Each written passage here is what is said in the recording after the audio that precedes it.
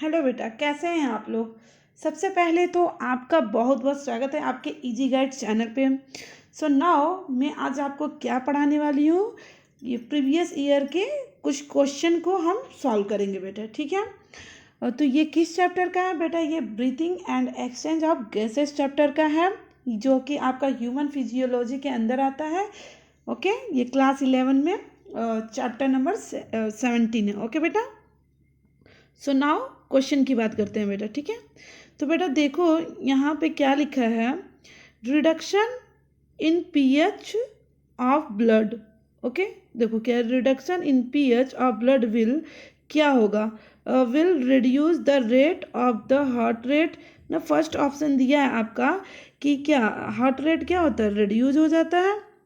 देखो बेटा कि सबसे पहले तो आप ये जान लो कि जो आपका हार्ट रेट होता है, ठीक है, वो रिड्यूस नहीं होता है। क्योंकि बेटा कि इसमें क्या जो पीएच होता है, ठीक है, पीएच आपका वो ब्लड का जो पीएच होता है वो डायरेक्टली प्रोपोर्शनल होता है ऑक्सीजन का, जो कि ऑक्सीजन जो है जब आपका पीएच बढ़ेगा, ठीक है बेटा, तो ऑक्सीजन भी बढ़ेगा, और जब आपका पीएच घटेगा तो ऑक्सीजन भी घटेगा।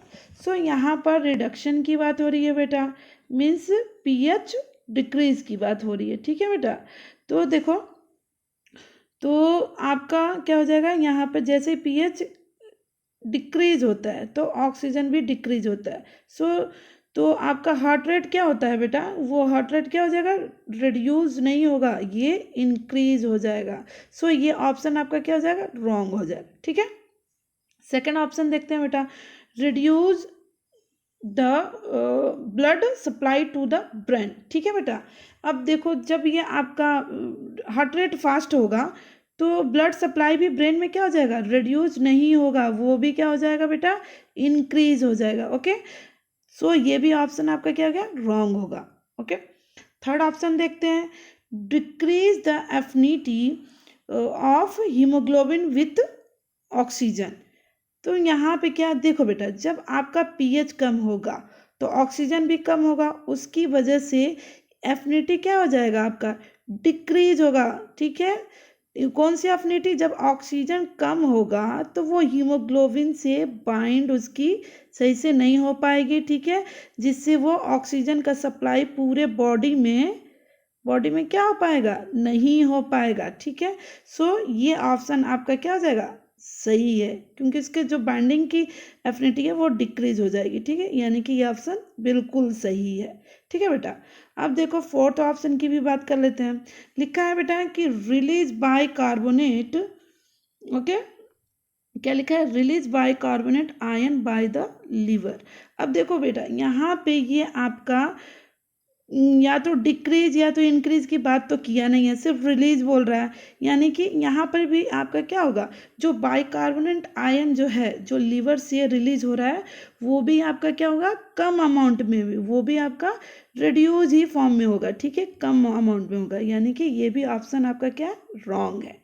ओके, समझ में आया। Now let's move next question. Okay, देखो सेकंड, ये भी, ये पहले तो बेटा ये क्वेश्चन आपका कब पूछा है, ये आपका पूछा है 2016 में। ओके, पहले नीट का एग्ज़ाम बेटा फर्स्ट और सेकंड होता है, तो ये नीट के एग्ज़ाम में आपका फर्स्ट नीट के एग्ज़ाम में ये पूछा था, ठीक है। नाउ सेकंड क्वेश्चन की बात करते हैं। ओके, देखो बेटा लिखा है, name the chronic respiratory disorder cause mainly by cigarette smoking. मतलब जो क्रोनिक डिसऑर्डर, क्रोनिक मीन्स क्या होता है, जो लंबे समय से, ठीक है, जो जिनका काफ़ी उसके ड्यूरेशन क्या होता है, लंबे समय से होता है, ठीक है, उसको ही क्रोनिक रेस्पिरेटरी डिसऑर्डर मतलब बोलते हैं, ठीक। तो ये बोल रहा है कि सिगरेट की स्मोकिंग की वजह से हुआ है। तो अब चेक कर लेते हैं ऑप्शन बेटा, ठीक है। इसको मैंने सारे जो ऑप्शन है इसको मैंने फिगर से शो किया है नेक्स्ट स्लाइड पे, ताकि आप लोग अच्छे से समझ सको, ठीक है। तो पहला ऑप्शन देखते हैं बेटा, ये क्या दिया है आपका, पहला ऑप्शन दिया है कि अस्थमा। अस्थमा क्या है, ये मतलब क्या सिगरेट स्मोकिंग की वजह से अस्थमा होता है, नहीं। अब देखो बेटा अस्थमा को अब हम जान लेते हैं कि इसमें आपका दिया है कि एक्चुअली देखो, अस्थमा क्या आपका एलर्जी की वजह से होता है, ये भी आपका क्या है, रेस्पिरेटरी डिजीज़ है। ओके, ये भी आपका रेस्पिरेटरी डिजीज़ है, जो कि इसमें होता क्या है कि जो आपका ब्रोंकियोल्स होता है, ठीक है, क्या होता है, ब्रोंकियोल्स, ब्रोंकियोल्स, ठीक है बेटा, वो इन्फेक्टेड हो जाता है, उसमें क्या हो जाता है, इन्फ्लेमेशन आ जाता है, स्वेलिंग आ जाता है, जिसकी वजह से क्या होता है, ब्रीथिंग में डिफ़िकल्टी आती है, ठीक है, मतलब आप सांस ठीक तरीके से नहीं ले पाएंगे, ठीक है। इसके जो एयर पैसेज होता है, जो भी लंग्स के जैसे नोज़ हो गया, ट्रैके हो गया, ये सब आगे से जाके ये ब्रोंक्यूल्स को मेनली इन्फेक्टेड करता है, ठीक है। जो और तो यहाँ पर ये ऑप्शन रॉन्ग होगा, क्योंकि यहाँ पर तो सिगरेट की बात हो रही है और ये आपके एलर्जी की वजह से होती है, ठीक है। अब देखो हम सेकेंड क्वेश्चन पे आते, ऑप्शन पे आते हैं, दिया है, इसको मैं आपको अस्थमा का मैं फिगर शो करके दिखा देती हूँ। देखो यहाँ पे बेटा रुक जाओ, मैं दिखाती हूँ आपका। देखो ये अस्थमा है ना, इसमें देखो मेनली शो किया है कि ये जो आपका नॉर्मली जो आपका है ये ब्रोंक्यूल्स, इसमें देखो ये ऐसे होता है, और जब इन्फेक्शन आ जाता है बेटा, तो ये देखो इसमें म्यूकस जो भरने लगता है, ठीक है, म्यूकस जो आपका हो जाता है, तो वो इस तरह स्वेलिंग आ जाएगा, म्यूकस इसमें भर जाएगा, ठीक है। देखो, ठीक है, ये आपका ये सब इन्फेक्टेड एरिया है, ठीक है, ये देखो स्वेल हो गया, ठीक है, ये अस्थमा में आपका ब्रोंकियल्स का दिखाया, ठीक है। सो नाउ, और उसका सेकंड ऑप्शन क्या था बेटा, देखो सेकंड ऑप्शन आपका दिया है रेस्पिरेटरी एसिडोसिस, दिया है ना, रेस्पिरेटरी एसिडोसिस दिया है, ठीक है। तो इसके बारे में भी देख लेते हैं बेटा, इसका भी मैंने फिगर में शो किया है, देखो दिखाते हैं आपको। देखो ये एक तो आपका ऑप्शन दिया है रेस्पिरेटरी एसिडोसिस, इसमें क्या दिया है बेटा कि देखो दिया है कि इसमें पीएच लेवल जो क्या हो जाता है, डिक्रीज हो जाता है, ठीक है, और कार्बन डाइऑक्साइड क्या हो जाता है, इंक्रीज हो जाएगा। जब पीएच लेवल डिक्रीज होगा तो जाहिर सी बात है कि कार्बन डाइऑक्साइड आपका इंक्रीज होगा, जिसकी वजह से बहुत से प्रॉब्लम है, जैसे कि अब इनको क्या हेडेक का हो गया, और भी ढेर सारे कॉजेज दिया है यहाँ पे आपका, बहुत सारा प्रॉब्लम, मसल्स में वीकनेस आ जाता है, ठीक है, ये तो आपका। और जस्ट इसका क्या अपोजिट क्या होता है, इसमें देखो रेस्पिरेटरी एल्कोलिसिस जो होता है वो जस्ट अपोजिट होता है किसके, रेस्पिरेटरी एसिडोसिस। यहाँ पे आपका पीएच क्या हो रहा है, डिक्रीज हो रहा है, ठीक, और यहाँ पे आपका पीएच क्या हो रहा है, देखो यहाँ पे पीएच क्या हो रहा है, इंक्रीज हो रहा है, ध्यान से देना, यहाँ पर पीएच आपका इंक्रीज हो रहा है, और यहाँ पर कार्बन डाइऑक्साइड क्या हो जा रहा है, डिक्रीज हो जा रहा है बेटा, ठीक है। तो ये जस्ट अपोजिट आपका किसके है, रेस्पिरेटरी एसिडोसिस के जस्ट अपोजिट है, दोनों एक दूसरे के अपोजिट ही हैं, ठीक है। तो इसमें देखो, इसमें क्या होने लगता है, वॉमिटिंग होने लगता है, नोजिया होने लगता है, ठीक है, डीप रैपिड तेजी से ब्रीथिंग होने लगता है, ठीक है बेटा। चलो, तो ये सब तो ऑप्शन आपने देख लिया, ठीक। तो इसमें देखो एक्चुअली ये जो ऑप्शन हम पढ़ रहे थे, तो उस वजह से ये आपका क्या होगा, रेस्पिरेटरी एसिडोसिस भी नहीं होगा और रेस्पिरेटरी एल्कोसिस भी नहीं होगा, जो क्योंकि इसमें सिगरेट का कहीं भी बात नहीं किया गया है, जिसकी वजह से कोई डिजीज मतलब इसमें से हो, ठीक है बेटा। तो अब हम बात करते हैं डी की, इम्फाइसीमा। एक्चुअली ये आपका सही आंसर है। क्यों सही आंसर है, इसको भी मैं आपको बताती हूँ। इसमें इम्फाइसीमा में क्या होता है बेटा, देखो ये फिगर के थ्रू मैंने थोड़ा एक वीडियो दिखाया है, आप ध्यान से देखो। ये नॉर्मल क्या हो रहा है, नॉर्मली ब्रीदिंग हो रहा है, ठीक है बेटा, ये नॉर्मली हो रहा है, ठीक, इसमें ओके। और ये क्या है बेटा, देखो ये नॉर्मली ब्रोंक्यूल में एयर का मतलब जो भी यहाँ पे देखो अंगूर जैसे ये दिख रहा है ना, ये आपका एल्वोलाई है, ठीक है, जो इसमें नॉर्मली आपका लंग्स में नॉर्मली एयर जा रहा है, ठीक है। इसमें देखो बेटा, ये जो इम्फाइसीमा में होता है उसमें क्या होता है, देखो ये पूरा इन्फेक्टेड एरिया दिखा रहा है ना, ये जो आपका एल्वोलाई क्या होता है वो स्वेल हो गया, इन्फेक्शन हो गया उसमें, ठीक है। वो देखो ये दिख रहा है, इसमें पूरा फ्लूइड भर चुका है, ये डैमेज हो गया, इसका पूरा जो थिन वॉल जो होता है वो डैमेज हो गया, ठीक। ये आपके किसके अंदर आपका आता है, ये उसको हम क्या बोलते हैं बेटा, इसका देखो लिखा है ना सीओपीडी, सीओपीडी देखो लिखा है आपका, क्या लिखा है, सीओपीडी, एक्चुअली इसका क्या मतलब है COPD का मतलब बेटा? COPD में बेटा आपका क्या होता है, COPD का फुल फॉर्म हो जाएगा chronic obstructive pulmonary disease. Okay, pulmonary disease बोल रहा है मतलब लंग्स की बात हो रही है, ठीक है बेटा, तो उसको ही एम्फाइसीमा बोलते हैं। ओके, चलो अब हम क्या नेक्स्ट क्वेश्चन की बात करते हैं। ओके बेटा, चलो आपको समझ में आया ना, नेक्स्ट स्लाइड पे चलते हैं। चलो अब हम थर्ड क्वेश्चन की बात कर लेते हैं बेटा। ये क्या पूछा है, अस्थमा में बी एट्रीब्यूट टू, ये भी आपका कब पूछा है बेटा, ये भी आपका आई थिंक हाँ 2016 में ये भी पूछा है, ठीक है, नीट के फर्स्ट एग्जाम में पूछा है, ठीक है। ओके, अब देखो बेटा इसमें क्या पूछ रहा है, अस्थमा का मैंने आपको फिगर दिखा दिया, बताया है अभी अस्थमा के बारे में कि अस्थमा में एक्चुअली क्या है, एलर्जी की वजह से जो भी इन्फेक्शन होता है, ठीक है, और ये आपका कहाँ इन्फेक्टेड करता है, ब्रोंकियोल्स में, ठीक है।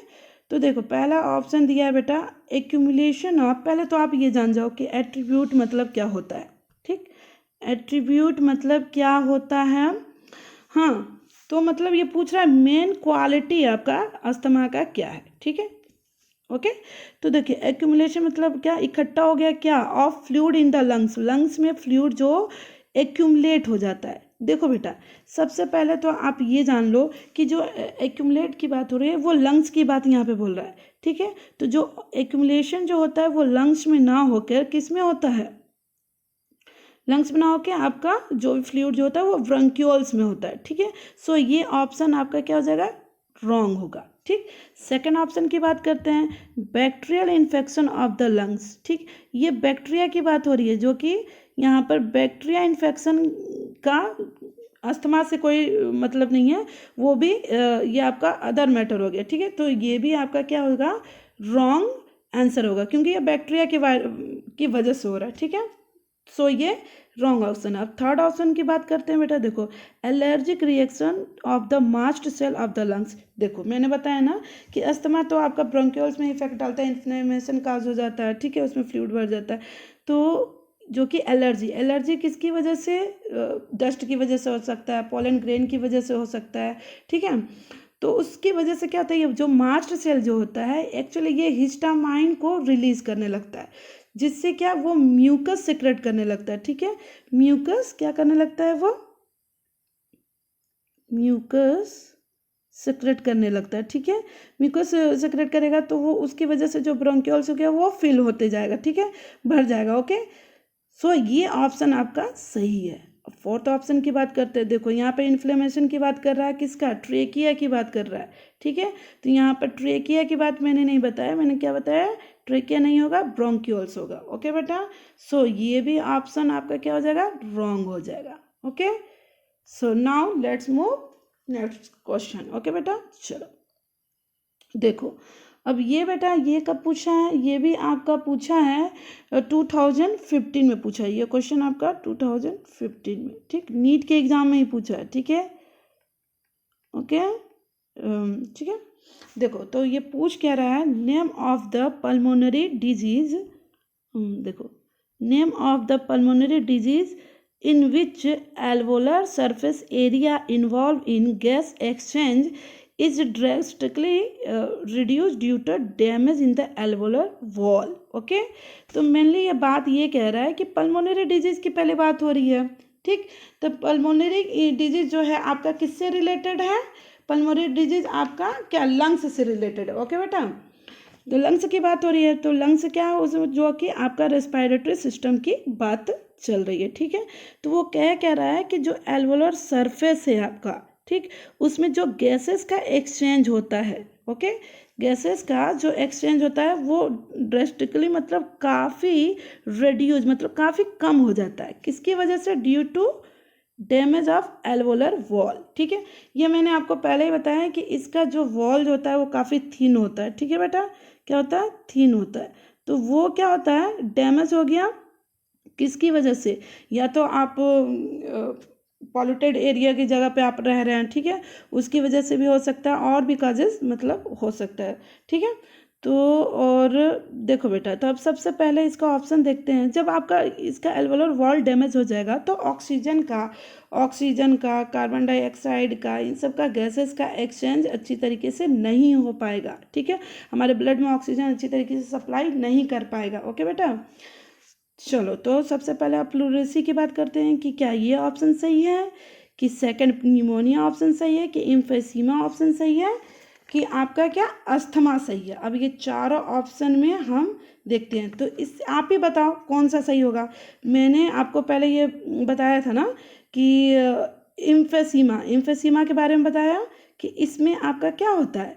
एम्फीसीमा में एल्वोलर से रिलेटेड एल्वोलर वॉल ही ना उसका डैमेज हो जाता है, और यहाँ पर भी बोला है damage in the alveolar wall, यानी कि ये ऑप्शन आपका सही है। इसका फिगर भी मैंने आपको दिखाया है। ठीक, और अस्थमा में क्या होता है, आपका ब्रोंक्यूल्स डैमेज होता है। क्या होता है, ब्रोंक्यूल्स डैमेज होता है। ठीक है, उसमें इन्फ्लेमेशन होता है, फ्लूइड भर जाता है। ठीक है, लाओ अब इसका भी हम फिगर थोड़ा देख लेते हैं ताकि आपका ऑप्शन मतलब क्लियर हो जाए, डाउट क्लियर हो जाए। ठीक है, तो ये अस्थमा तो आपका नहीं होने वाला है। ठीक है बेटा, ओके, अस्थमा आपका रॉन्ग हो जाएगा, निमोनिया भी रॉन्ग होगा और प्लूरेसी भी रॉन्ग होगा। क्यों, इसको मैं फिगर में आपको दिखा के समझाती हूँ। ठीक है, क्योंकि क्वेश्चन में तो जाहिर सी बात है एल्वोलर की बात कर रहा है, वही डैमेज हो रहा है, तो जो कि एम्फीसीमा में होता है। ठीक है, तो देखो अब प्लूरेसी के बारे में बात कर लेते हैं बेटा, कि देखो प्लूरेसी में एक्चुअली क्या होता है।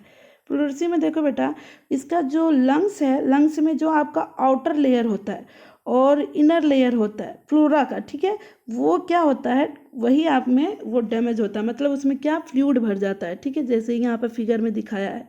ठीक है, ये देखो इतना स्पेस है ना, तो जो इन्फ्लेमेशन हो जाएगा तो इसके बीच में ये स्पेस खत्म हो जाएगा। देखो कितना पतला सा स्पेस दिखा रहा है। ठीक है, तो उसकी वजह से मतलब उसको प्लूरेसी बोलते हैं।